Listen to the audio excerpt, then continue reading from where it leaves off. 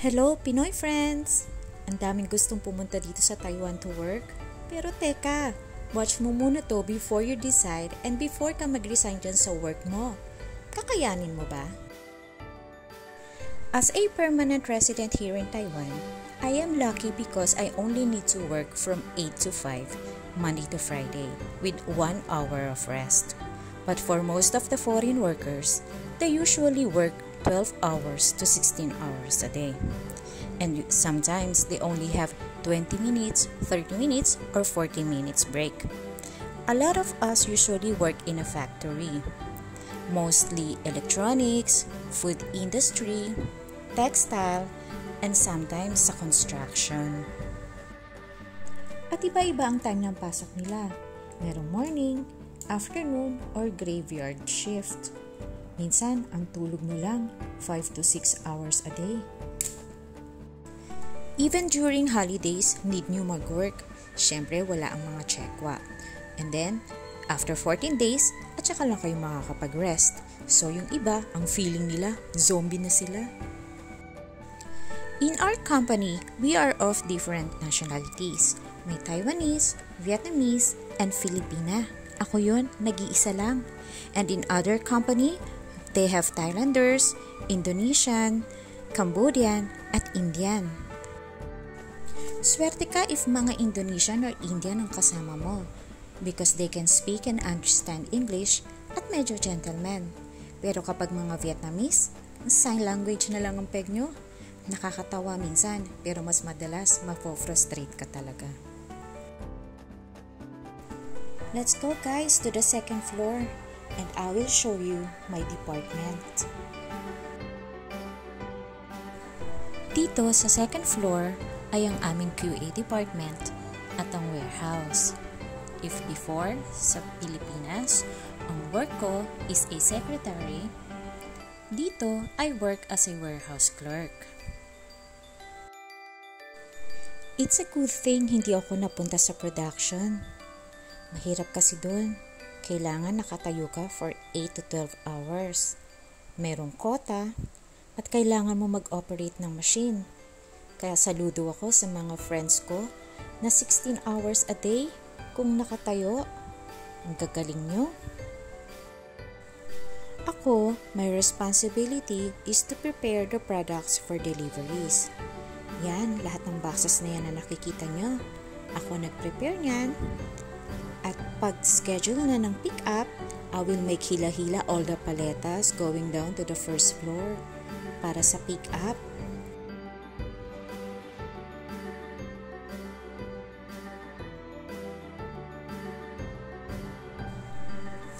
Since maaga pa, alika, punta muna tayo dun sa aking office. Dun no? Yan, sa room na yan. Yan ang room ko. Every day, my husband take me to work by motorcycle because it's fast and convenient sa parking. Most of the companies here have limited slots for car park, usually sa mga company officers lang.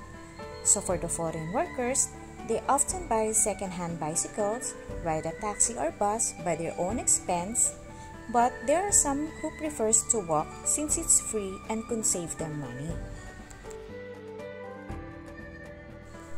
And since maaga pa, may time pa ako mag-relax ng konti. Facebook, Instagram, look ng mga chismis sa Pilipinas. Pero I need to check some mails from the customers and from the bosses. Mahirap mag-isa sa department kasi ang daming responsibilities. But you know what? Sometimes mas masarap kung ikaw lang mag-isa kesa may kapartner ka sa work. I'm sure mag-aaway kayo, especially pag Pinoy kasama mo. Andiyan ang chismis, may inggitan. So kaya kahit ako lang, mas okay sa akin. Kasi sarili ko lang kaaway ko eh. Kaya dito, sa second floor, ako lang at yung QA ang magkasama. So, sometimes wala siya sa mood. Minsan, ako naman ang wala sa mood. Ay naku, papasok na lang ako rito sa room ko to have a peace of mind. But syempre, mga after ilang minutes, need ko na ring lumabas kasi hahanapin ako ng boss ko sa camera.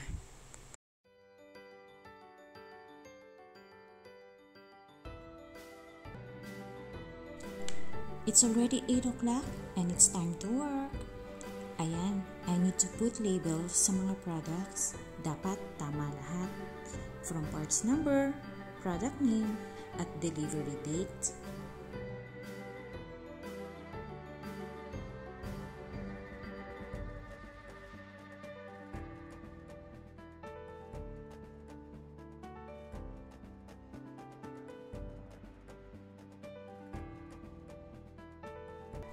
Nakakakaba din kasi minsan. Ilang cases na rin kasi nag-complain ng customers na mali label ko. So ayun, summon sa office ni boss and make sermon. Minsan kasi nakakalito ang Chinese characters. Pero hindi naman ako binabawasan ng sahod. Buti naman. Meron kasi sa ibang company na pag nagkaroon ng problema, sa foreign workers ang bagsak ng sisi at kinakaltasan sila ng sahod, especially pag nag-complain ng customers. Hindi naman sila nakakabasa ng Mandarin. Siyempre, nagkakamali din minsan. At pag napagtripan ka pa ng mga kasama mo, gagawa sila ng paraan para mapalipat ka ng department or sometimes mapapauwi ka pa.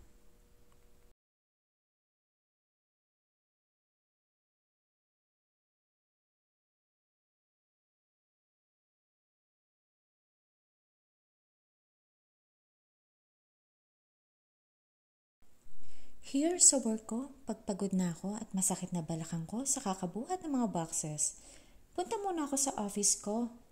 Encode ng konti at syempre, kain din ng konti para magkaroon naman ng energy.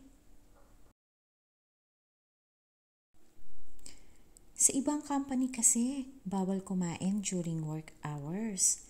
Imagine, they've been working for how many hours na pero hindi sila pwedeng kumain. So you know where do they eat ng patago? Siyempre, sa CR. Kung sa Pinas ka at sa office ka nag-work, hindi mo gagawin yon. Pero dito, wala ka ng pakialam kasi hihimatayin ka sa gutom at pagod. Guys, I want to introduce my co-workers. Sila mga ka-vibes ko dito. Mga marites din sila like me. That is Xiaoling, Yang Tiny, Zhong Xiaoling. O diba, ang haba ng name? Pati last name, need mo banggitin. Ang hirap kabisaduhin. Kaya kami, mga Pinoy, tawag namin sa mga ate, cheche. Sa mga kuya, gogo. Pag mas bata naman sa amin, pag babae, meme. At pag sa lalaki, titi. Natawa ka no? Paano? Yun talaga ang tawag sa kanila sa Chinese. Pag di mo masabi ng name, kanya na lang itawag mo, mas safe pa. I'm glad kasi kahit sandaling panahon lang, nakapag-aral ako ng Mandarin. Kaya ayan, nakakasabay ako minsan sa usapan. Pero pag mabibilis na sila magsalita, smile na lang ako. Yan ang isa sa mga pinaka-struggle namin dito, ang language. Kung sa Pilipinas, nosebleed ka sa English, dito, dugo tenga mo sa Mandarin. Need mo talaga aralin kasi hindi sila mag-a-adjust sa'yo. Minsan, pag napapagalitan ng workers, di man lang maipagtanggol ang sarili kasi paano nga hindi sila marunong mag-English. Kaya ayun, iiyak ka na lang talaga at gugustuhin umuwi. Kasi feeling mo sa Pinas, ang taas ang pinag-aralan mo. Pero dito, minumura ka lang nila. Pero hindi naman lahat ng Taiwanese ganun ang trato. Masarap din sila kasama sa mga lakaran. Suggest ko, pag dito na talaga kayo mag-work, be more friendly with them. Kasi makakatipid ka, ipapasyal ka nila, at matututo ka ng Mandarin for free. Pag mga Pinoy kasi lagi mong kasama sa totoo lang, magastos, madalas, ka-close mo now, kaaway mo na later. Siguro napansin nyo yung uniform namin. Oo, meron kaming uniform. At depende yan kung winter o kaya summer, nag-iiba. Kadalasan sa mga factory talaga, kailangan naka-uniform. And then, pagdating sa loob, magpapalit pa yan ng bunny suit. At kung sa Pilipinas, lagi ka naka-makeup, naka-polo, Nako, dito hindi mo magagawa yan. Especially kung sa mga electronics company, bawal lang naka-lipstick or makeup kasi baka mahulog daw yung mga particles doon sa board.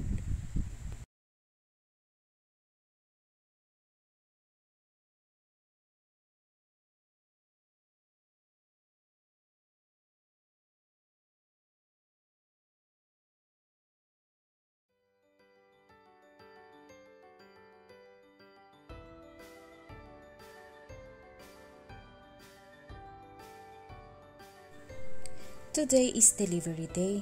Punta muna tayo sa isang warehouse to wait for the pickup truck.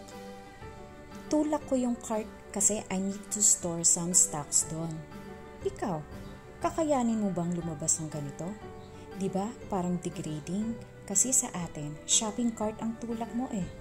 Pero dito, hindi, hard labor talaga. Yung iba sumusuko sa mga ganyang trabaho kasi di raw nila na-experience ang ganyan sa atin.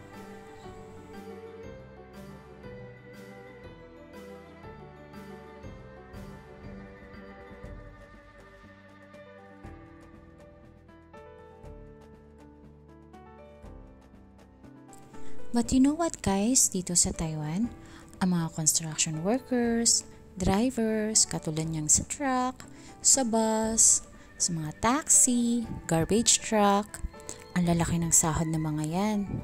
Sa mga foreign workers, usually 800 to 900 per day lang. Pero sa mga yan, sa mga construction, grabe, 1,200 to 3,000 per day. O diba? Ang laki-laki.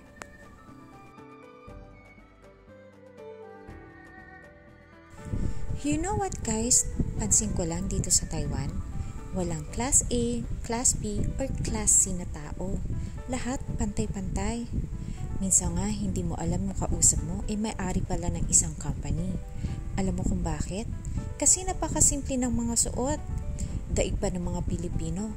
Ang mga Pinoy kailangan naka-Nike, naka-Adidas, kailangan mga bago at nakapang-uso. Guys, dito sa Taiwan, basta may trabaho ka, pwede mong gawin ang lahat. Pwede kang kumain kahit na anong gusto mo. Gusto mong bumili ng sasakyan? Go! Gusto mong bumili ng bagong TV? Sige lang! Gusto mong bumili ng bahay? Go pa din. Kasi dito, maganda ang sahod. Hindi na kailangan ng mga IDs, ng mga bank statement, or mga proof of whatever. Basta, ID mo lang ang kailangan. Kaya ikaw, kung talagang gusto mong pumunta rito, tiyaga lang ang kailangan. Tibay ng loob, at kailangan meron kang goal in mind. Dapat huwag kang gagaya sa mga ibang Pilipino na puro bili ng bili. Makakita lang ng bago or suot ng iba, bibili na rin siya. That is not good.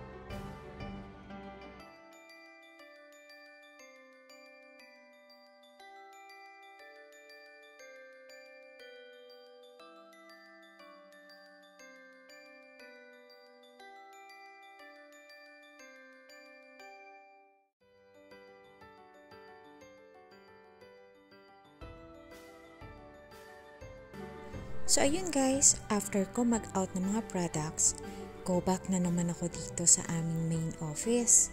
Nakikita niyo yung mga box na yan? Nako, babalutin ko yan isa-isa at bubuhatin. Kung alam niyo lang, napakabigat niyan. So after mga ilang hours, masakit na balakang ko talaga. Pati legs ko minsan. At ngayon nga, kahit ang mga hands ko, masakit na din.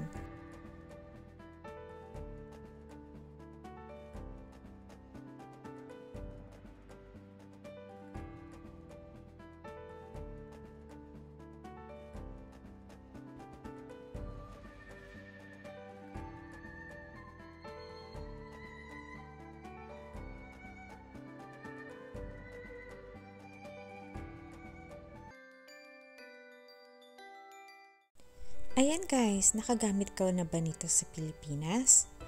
Siguro sa atin, lagi mo lang makikita mga lalaki ang nagtutulak niyan.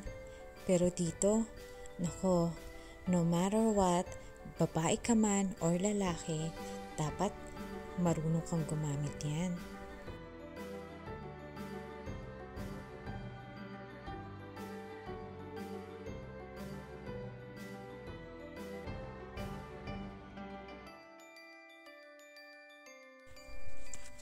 Ayan guys, besides sa regular work mo, kailangan mo ring maglinis ng company.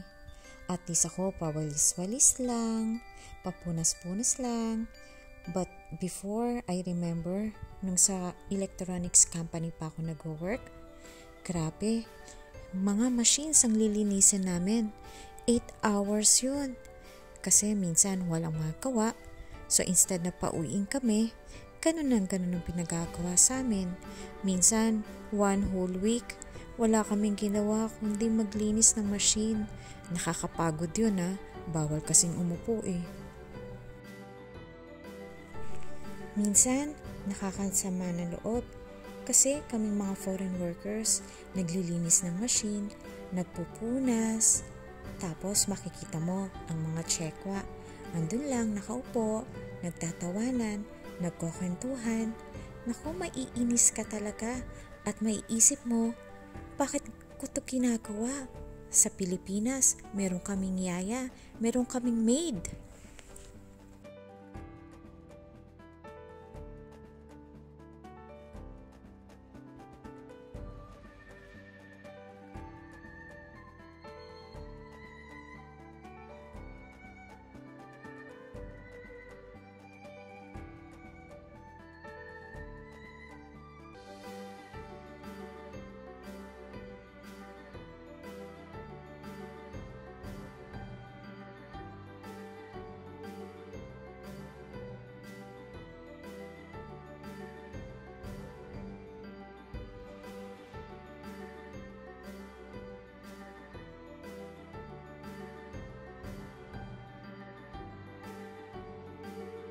Ayan, so after 4 hours, kainan na. Usually, sa malalaking company, nagpo-provide ng mga lunch or dinner. Pero dito sa amin, since maliit na company lang siya, kanya-kanya kami ng dala. Isang adjustment din ang gagawin mo pagdating dito ay ang food. Iba kasi talaga ang lasa nila. Kung sa atin, sanay ka na may toyo, patis, suka. Dito, hindi. Kadalasan, puro steam lang. Steamed chicken, steamed fish, at ang mga gulay. Yung ibang Pinoy, 12 years na rito, pero hindi pa rin nila talaga makain yung mga Chinese food. Pero kung ikaw, hindi ka magiging picky at kakayanin mo kainin, sige lang, go lang, healthy naman kasi yun. Diba? Ang dami nga dito, 100 years old na, pero malalakas pa din kasi ang makinakain nila puro steamed lang. Hahanapin mo pa rin talaga ang mga panlasang Pinoy. Pero wala tayong magagawa kasi kung nandito ka sa Taiwan, kailangan i-embrace mo yun, diba?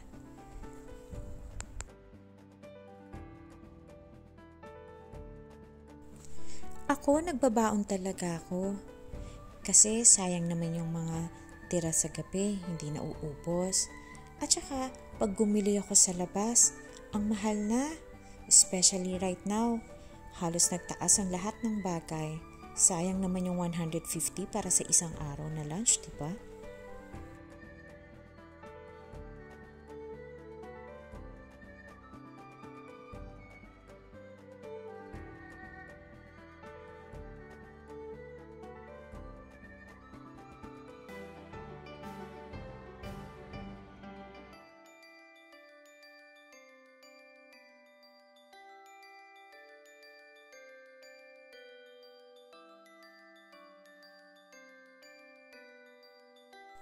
And then, after kumain, pahinga ng konti, matutulog na ako. Kailangan ko ng beauty rest kasi later, nako, madamihang trabaho na naman ito.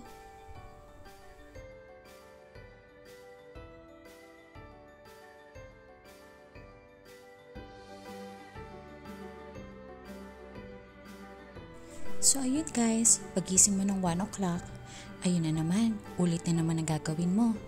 Katulad ko, magbabox, magtutulak, mag-e-encode, paulit-ulit lang yan, Monday to Friday.